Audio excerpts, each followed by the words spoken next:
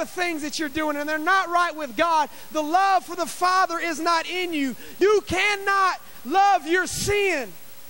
You cannot love sex outside of marriage and getting high and getting drunk and looking at pornography and doing those things. You cannot love that and love God. If you love those things, the love for the Father is not in you.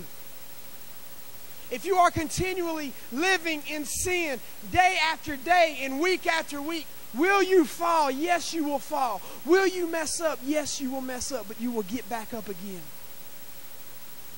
And you'll decide that the love for the Father is greater than my love of sin. When I was in sin, when I was bound and when I was addicted, there was a time in my life where I loved my sin more than I loved God. But God delivered me because I allowed Him to. And I got to the place to where I loved God more than I loved the sin. And I eventually got to a place where I hated my sin and all I had was love for God. And that's the day that I got freedom. Because if you're going to be honest with yourself, girls, you really don't like being used around like a play toy, and guys, you really don't like using girls like a play toy. It's just the truth.